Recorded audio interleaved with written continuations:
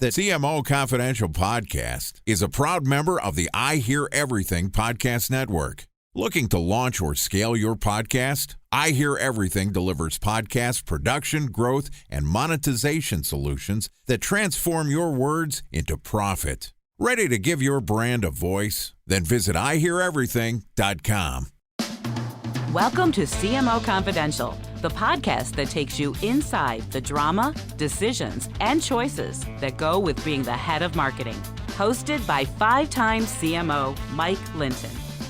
Welcome, marketers, advertisers, and those who love them to Chief Marketing Officer Confidential. CMO Confidential is a program that takes you inside the drama, the decisions, and the politics that go with being the head of marketing at any company in what is one of the most scrutinized jobs in the executive suite.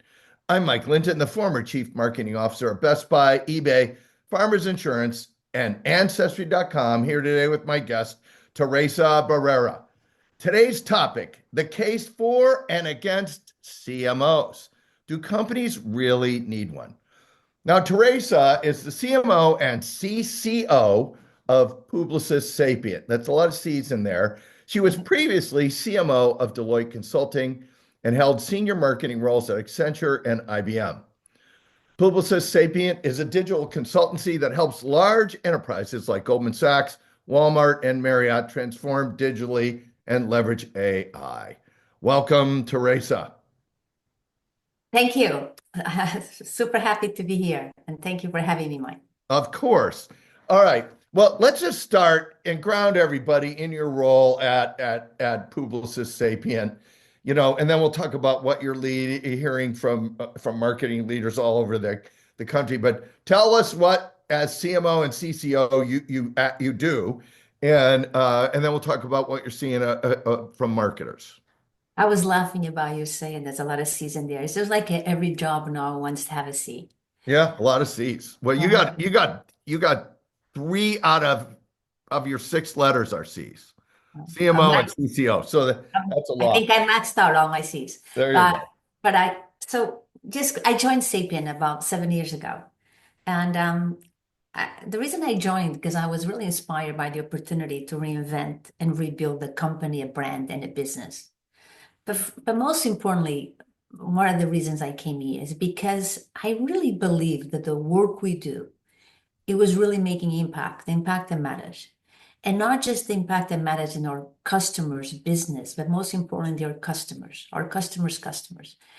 And I think that's one of the main reasons. So I've been here, like I said, for 7 years. And if I look at my focus over the time that I've been here, I really believe, I think, has evolved. And in some ways, my role has evolved as well.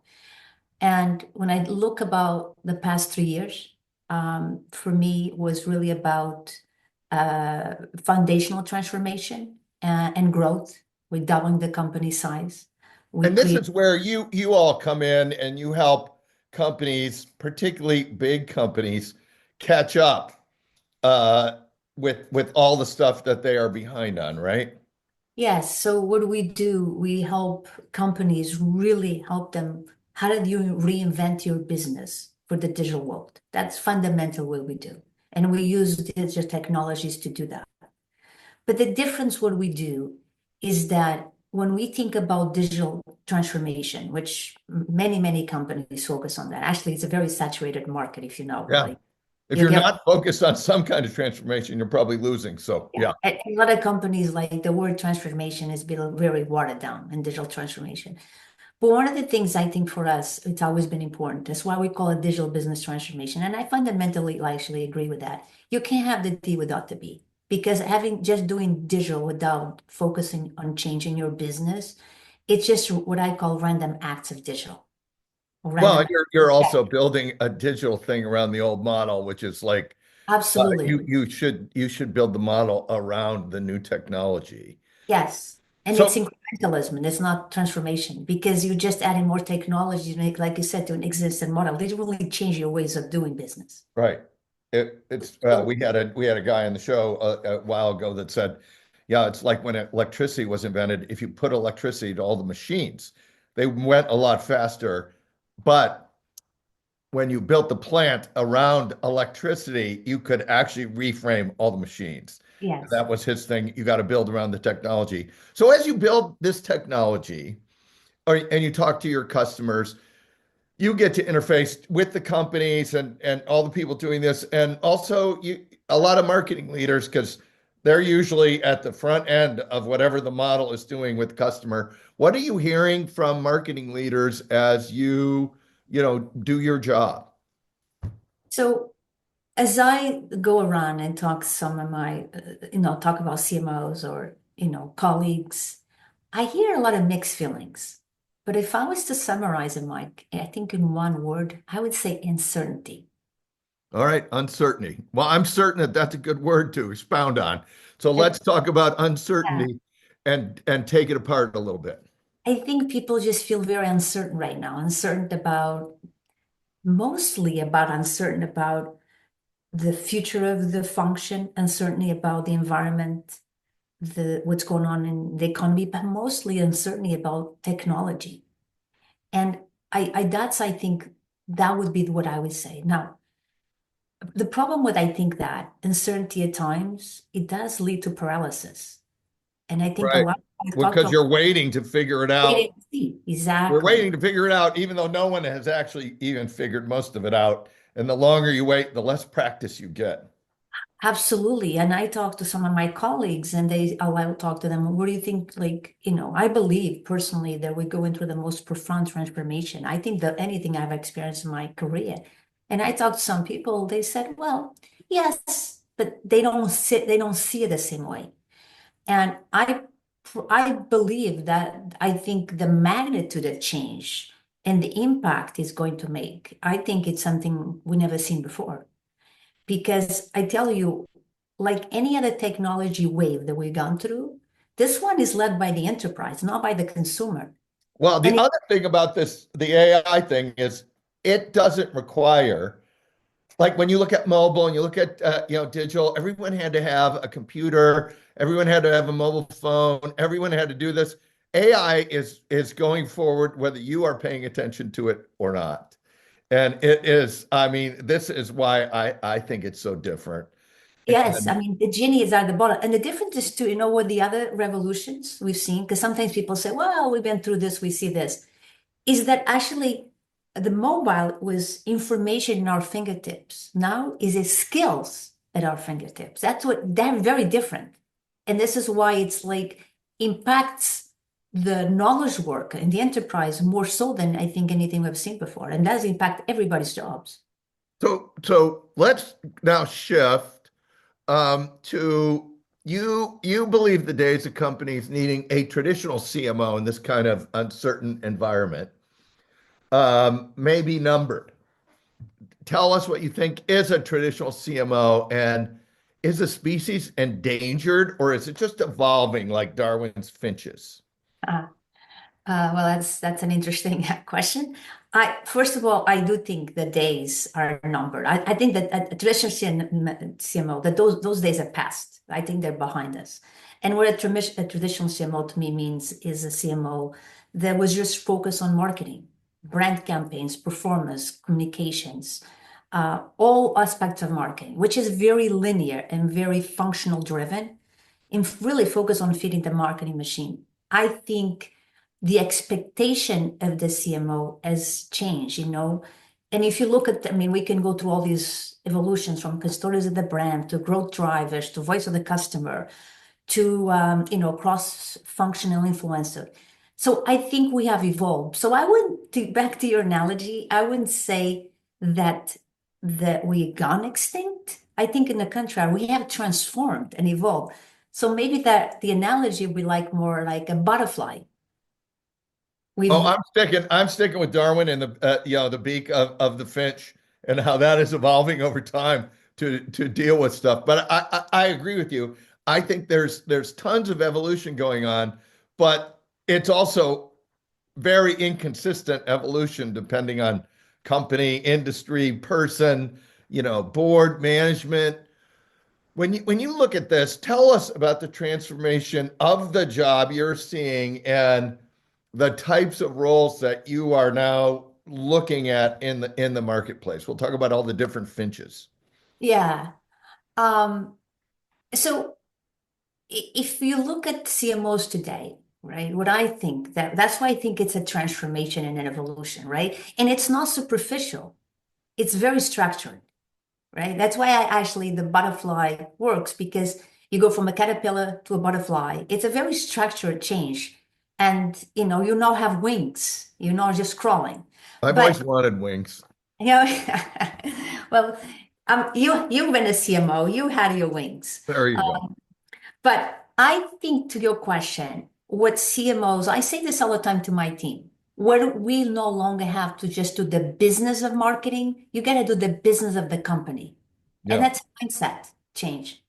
That means, what that means to me is shaping customer experience, influencing product, partnering across sales, operations, strategy, HR, and guiding the vision of the company.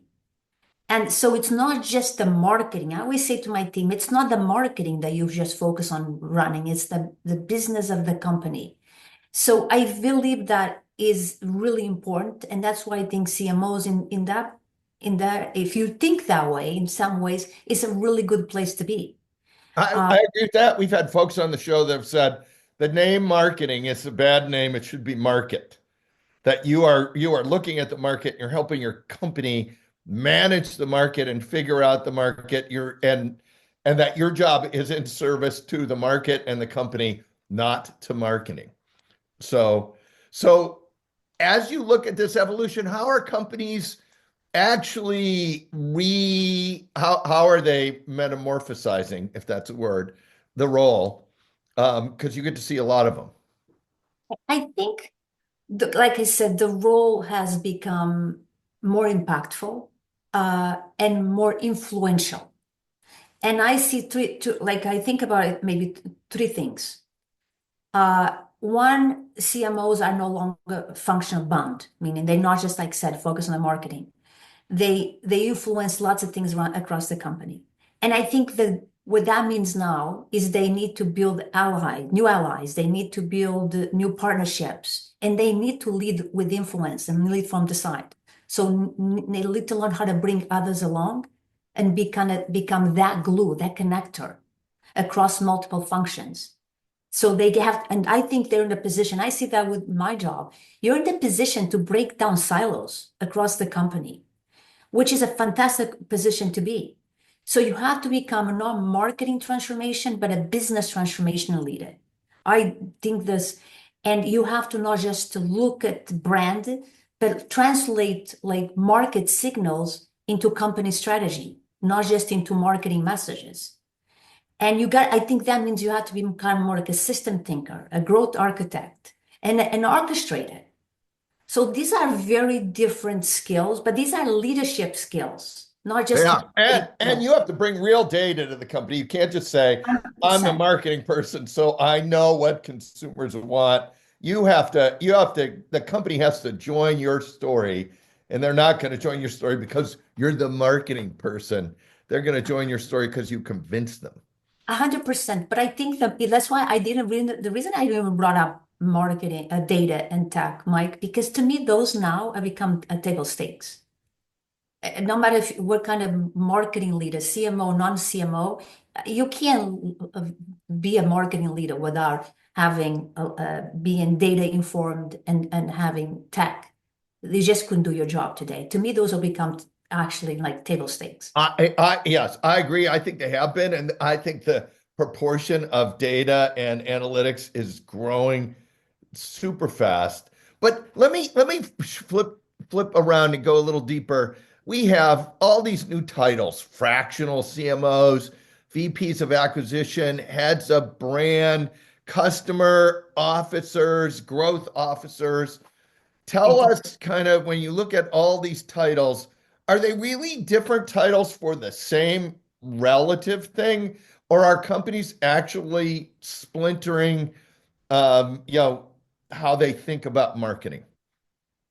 I think a bit of both. I think somebody's titles doing the same thing. Sometimes is expanding the function, and sometimes is, I think, some of these like fractional CMO addressing a specific company need.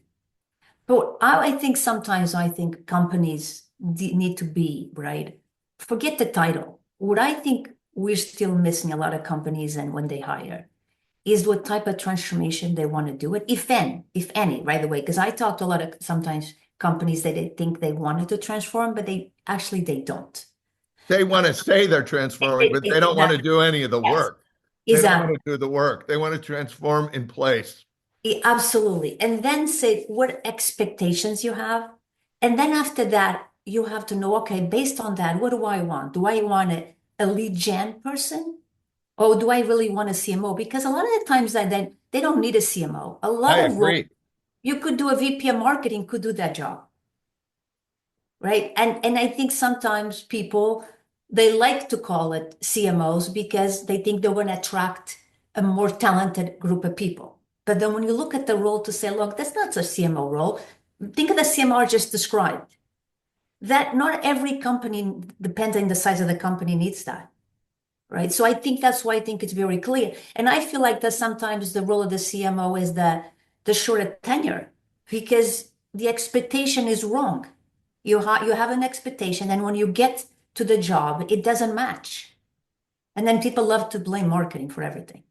Well, yeah, it's the easiest thing to change it off in a big line item. Is there a difference you see here in, well, one, I know there is a big difference between size of company because smaller companies, you don't need a big time CMO. A lot of times you need a head of acquisition. But when you look across B2B and B2C, are those two coming closer together or further apart? And any trends you see across those two types of businesses? I think they come in closer together. They both have learned from each other. I think what B2C brought to B2B is the focus on the customer, the focus on the end user. That's, I think, what B2B has learned from B2C. I think what B2C has learned from B2B is less focus on the product and focus on the issue. B2C loves to start with the product. And I think B2C, because a lot of times they don't have products, Yeah. focus more on the problem. What is the problem I'm trying to solve? And so I actually think those two have, in some ways, I think they have merged. And that's why you see a lot of now folks, marketing folks or CMOs that work in B2C go to work in B2B and likewise. Because at the end of the day, the fundamentals are the same, Yeah. right? What we want to do is create value. That's what I actually believe, Mike, that you asked the question early. Is the species in danger? I don't think it is. I think the title is. And we started this conversation talking about the titles. Yeah. Right? Hard the Yeah. titles. I actually think that, in my opinion, that what it needs to, the function has evolved, but the title hasn't evolved. The scope has increased, but the title's still the same. And so I think that's what it is. I think feels like, think about an iPhone. Uh, and you would never call an iPhone a telephone today, would you? But No. it still you make calls, but you never call it that because it does much more than that. And I feel like it's a little bit where we are with marketing. Hear that out there, CMOs? You're more than a CMO. You're like an iPhone CMO. And I can't put the Darwin analogy down. So if you go out like 10 years after AI has become electricity and everything else, what is your prediction on what the CMO job will have evolved into? I like to call will become more like what I call a chief value officer. Okay, tell us more. And I like that. Actually, I was thinking about that yesterday because if you think about it, we really focus on growth. But at the end of the day, all we want to drive is value. Value for the customer, value for the company, value for the employees, and value for the shareholders. And if you drive growth, you're driving value. Now, I think that's what I think would probably will evolve and focus because that's more encompassing. I like Because that. and it's not like growth sometimes can be short term, where value can be short term and long term. And I also think value applies to different size of a company. If you're a small company or a large company, we all want it to drive value. Right. So And you could put growth under a subset of value, but maybe not absolutely. necessarily the other way. Because Um, sometimes growth, like you say, like you start the conversation, say there's different titles, chief customer officer, chief growth officer.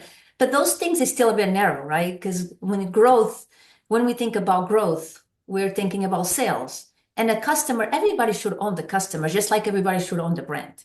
It shouldn't just be the marketing lead that is his job. I totally agree with that. Like the idea that all the functions stay in their lanes is crazy in a marketplace like this.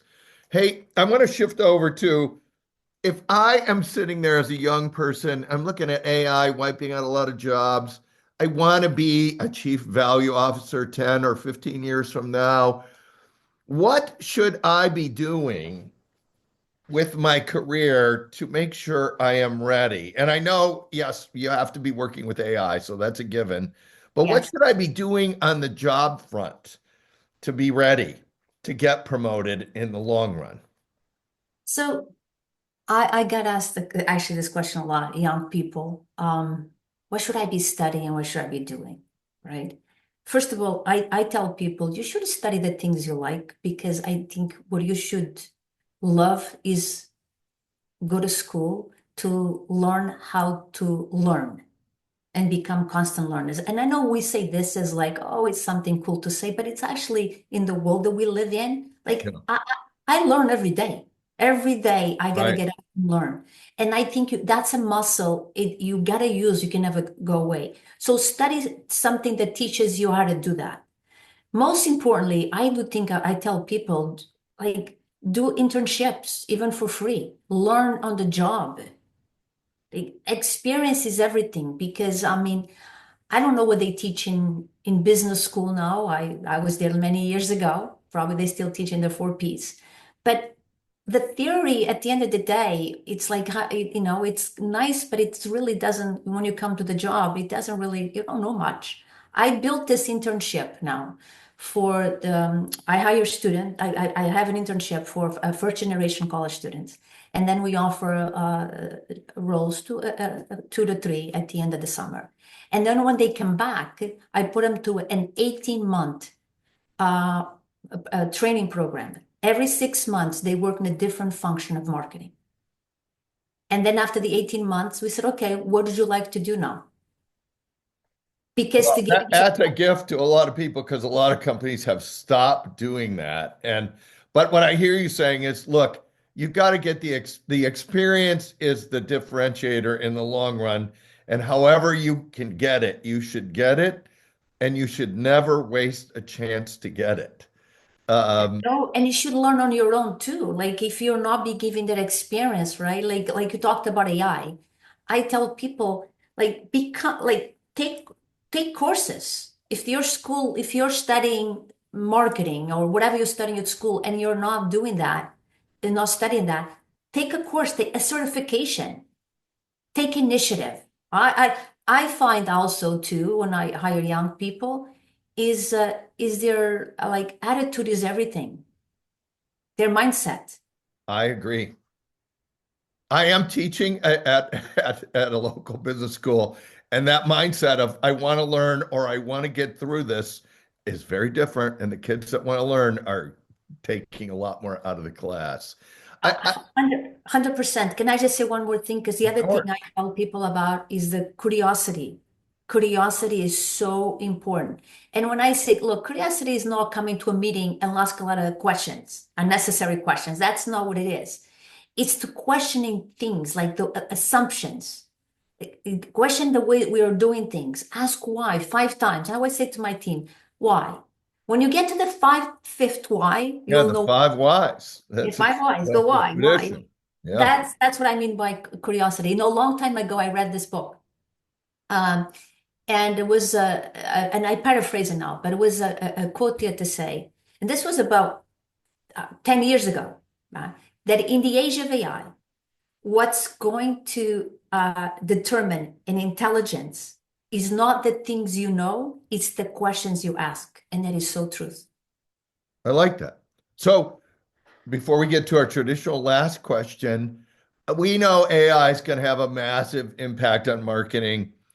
Is there a second trend or technology that it could be a marketplace trend, a consumer trend, or a tech that is not AI that you think will be the biggest impact on marketing going forward in addition to AI? Oh, I cannot think anything in addition. I think AI is that that's fundamentally, I think that's what's going to change it. But what I'm going to slightly revise, it's AI, but it's what is going to be the most impact is us building a hybrid workforce. I see that happening next year. I'm already doing that with my team, that it's the technology, but it's not the technology itself, it's what the technology does, right? So the technology itself is an enable, but what's the biggest change is how you're going to use the technology. And I predict by next year, we all going to start managing digital agents. We're going to have workers and also that are digital agents. So we're going to have a hybrid workforce. There is humans and there's agents. I think that is upon us. And what I learned the last 2 years with my team, we are been using AI the first 2 years as a co-pilot and assistant. Yeah. And that's great. But that is not when we started the conversation about we talked about digital transformation and transform and being really transformative, not incrementalism, is again changing the process, changing the business and the operating model.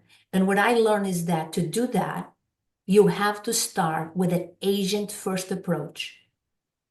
And that sounds counterintuitive, but if you do that, you actually leads you to a human-first approach. And I'll explain what I mean by that. Most people today, we started with human-first approach, meaning here's how I do my job. I use AI as my assistant, my co-pilot, right? Helps me do my job. And I realized that you get probably 10% incremental in efficiencies. But if I say, I am going to break down my job into subtasks, and then I'm going to start, what are the tasks that an agent can do? And then I start with that. And then I said, what I left for the human to do. And if we do that, you're going to realize that what the human is going to do are the things that only humans can do, which is actually elevating creativity and elevating humanity. I agree with that. I think creativity will be in great demand because everyone will have agentic AI, which brings us to our last question. It's a two-parter. You can take one or both, but you have to take at least one part. Practical advice we haven't discussed yet that you want to share with the audience, and or the funniest story you can share on the air. You can take one or both of those. You just have to take at least one. Well, I can maybe do both. Let's start with advice. Okay. So you asked me about what do you tell young people. I'll continue with that. The advice I tell people is have a strong point of view, have an opinion. Your podcast is a great example. Come in with an opinion, be your own opinion, be authentic, because the world we live in with AI is going to democratize access, information, content, even inspiration, believe it or not. But the only thing that's going to set us apart is how we see the world from our unique lens. So I always tell people in my team, have an opinion, stick by your opinion, form one. So that's what that's one advice I give you, to people. Okay, funniest story? Funniest story, because I'm obsessed with AI. I'll tell you that, a funny story. I really use ChatGPT like every single day in my life. So this Christmas, my sister was over to spend Christmas with us. And I'd known for a long time what I was going to get, which was an experience. I was going to take her for a weekend. We were going to go to New York City for the weekend, see a play, and that would be my Christmas gift to her. Great gift. Thank you. But time goes by because it's an experience. All I have to do is write it down, give it to her. I ran out of time, and now it's Christmas morning. I didn't write it down. So what do? I go to ChatGPT and I said, okay, help me. I have this card. Help me write this in a really nice a beautiful way for my sister. So ChatGPT did. I'm running out of time. I write it down. I gave it to her at Christmas. We're sitting around the table, the Christmas tree. I have two teenage boys. And I give it to her. My sister's reading it out loud. And she's like, really like, oh my God, this is so beautiful. And she's very emotional. And then my 19-year-old turns to me. He goes, Mom, that is so ChatGPT. You could put ChatGPT. So yes, I was thoroughly found out. I like it. Well, I think that's a great way to end the show. Thank you, Teresa. And thanks to everyone for listening to CMO Confidential. Look for our other shows on Spotify, Apple, and YouTube, which include the top 5 mistakes CEOs and boards make when hiring CMOs, a rapid evolution in the marketplace, the Spencer Stuart 2025 CMO study, lessons learned from the 2024 presidential election, parts 1 and 2, and the Omnicom IPG merger, what it means and what's next. Hey, all you marketers, stay safe out there. This is Mike Linton signing off for CMO Confidential.